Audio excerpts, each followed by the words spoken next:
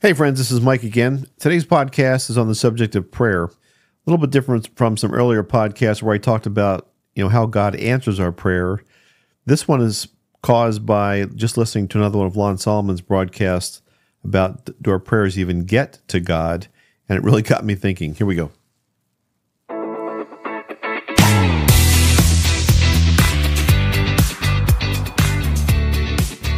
Hello again, friends and fellow truth seekers. Mike Nicholas here with another episode of the Soul Unleashed podcast, where it's my goal to help you with questions you might have regarding the awakening of your soul, and particularly to help other left brain types, like I think I am, ask the right questions in our search for a deeper meaning to life. Ultimately, I want to help you unleash your soul from limiting beliefs and smothering paradigms. So today's subject was caused by another one of Lon Solomon's Not a Sermon, Just a Thought broadcasts. I didn't, cut this one and play it on this podcast because, well, for two reasons. One is I don't want to have a copyright problem. The other one is I couldn't find it. Last time I did this, I was able to quickly find the version that he did and what he talked about. In this case, he was talking, and I'm just going to paraphrase it here. He was talking about prayer and our prayers going to God. And he said, if you're not Christian, paraphrasing, if you're not Christian, if you don't believe in Jesus Christ, if you've not accepted Jesus Christ as your Savior, God does not hear your prayer. And he said it so matter-of-factly that I thought, wait a second. That just does not seem the way things are to me. And this whole Soul Unleashed thing and the Soul Awakening thing is all about questioning things that I would have just taken for granted. Now, if I'd heard that a couple of years ago, 5 years ago, okay, if you're not Christian, God doesn't hear your prayers. I get that. I'm Christian, so, yay me. But that, I don't think is how, it can't work that way. It can't work that way. Now, Lon's quoting the Bible, right? And he gives a number of resources or quotes in the Bible about, where it says things like, you have to, come to me, I'm the only way through me, Jesus Christ. And I suppose if you were to use the Bible as the only source of what you think or what you believe, then maybe that all makes sense. I went and looked for some other things too that were quotes that are out there, and there's plenty of things on the internet. All you have to do is Google, does God hear our prayer, or does God hear our prayer if we're non-Christian? And there's plenty of people willing to offer their opinion about whether or not God hears your prayer. Most of them are no, He does not hear your prayers if you have not accepted Jesus Christ. And, not only do I know plenty of people who aren't Christians that pray and are very devout, appear to me anyway, to be holy people, but, there's whole religions out there that don't accept Jesus Christ as their Savior. I'm thinking of Judaism and, Islam and many, many more that pray to some type of deity. I like to believe it's all the same God. We all pray to the same God. We call Him God. I call Him God. But to the Jews, I think they call Him Jehovah, or they've got other names for Him or her, whatever that spirit is. But I'm no longer tied to the vision of a guy with a long white beard sitting on a throne and judging me and putting out his hand and saying, no, you can't pray to me, if you're not Christian. I just cannot believe that that's the case. And in Judaism, they have a whole wall dedicated to prayer in Jerusalem. I've been there a couple times. The wall in Jerusalem where all the Jews pray, and Christians, anybody can pray there. But it's been, quite an experience to go there and pray. And there's just a sense of, I don't know, I call it holiness, but a sense of something special about being in that spot, and that you're able to communicate with something larger than yourself, I suppose is how I'd put it. So I just can't accept right now that the only way to have spirit, I'm going to say spirit, not God, because I don't want to use the term Him, even though if you listen to Lon and a bunch of other people, God is always Him. If He accepts or rejects your prayers. In that thing that I'm quoting to, or I'm thinking about that Lon said, he said something in there too, which was, God's got a lot going on basically, but He will listen to you. He will pay attention to you if you've accepted Jesus Christ. And if you have not, then he He's not interested. And that just does not jive for me anymore. There are a couple of resources that I can tell you to read if you are interested.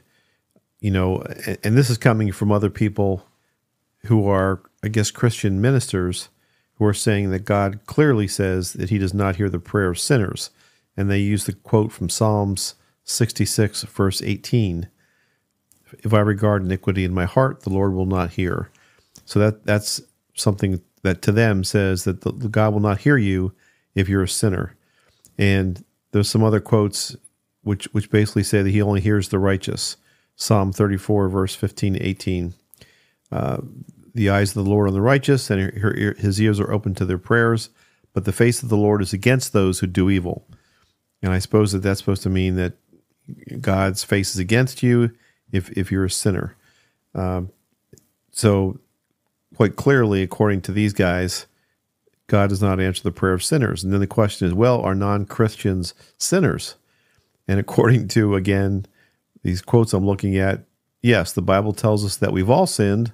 So yes, non-Christians are sinners, Christians are sinners, whatever. We've all sinned, but inasmuch as non-Christians have not obtained forgiveness of sin through Jesus Christ, then they're still sinners, and therefore God can't hear them. So that's the somewhat tortuous logic that they use to arrive at that conclusion. I'm afraid that I'm of the opinion that the Bible can be used to justify everything from God not hearing the prayers of Christians to being a devout vegetarian or something. It can be used. There's quotes for everything, and Old Testament, New Testament. It's just used all the time to support what people think. I'm taking a class right now as part of this podcast, and I'm being a little bit more personal here right now, but I wanted to better understand my faith and better understand why I'm having these questions, and not simply to reject it outright. In the guys that wrote the Bible, and I think mostly it was men. I know that there's a whole thing out there, controversy about Mary Magdalene and her books being rejected or whatever. But most of the books have been written by men. And they've got a number of strikes against them right away by people who dismiss the Bible out of hand. One is that they were men, right? So the whole patriarchy thing, that's frowned upon or looked at with suspicion. The second thing is they're old men. so I'm starting to feel a little bit more relatable to them. They're old men, and therefore they're even more suspicious. And then they lived a long time ago, right? But the course that I'm taking, the course is provided by a Catholic organization.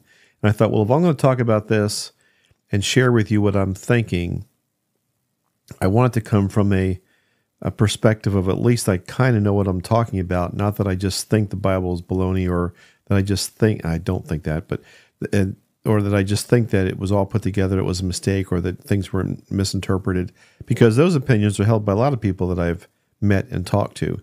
The Bible was written a long time ago, it's really old, but all those patriarch guys got together and they shut out the real books of the Bible, and they shut out the women, and it's all a bunch of hooey, and it was been written and rewritten 1,000 times, and doesn't say now what Jesus actually said, and the words have all been misinterpreted, and on and on and on and on.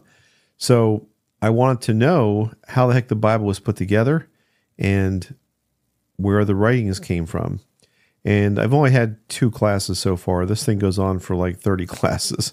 But as I learn, and I've already learned a couple cool things that I will share eventually on this podcast, not necessarily bad or good. It's just interesting. I didn't know some of the ways that when I say the church, at that time the only church was the Catholic Church. So some of the ways that the church verified things and the trouble they went through to do it, assuming it's true what I'm being taught, were pretty impressive.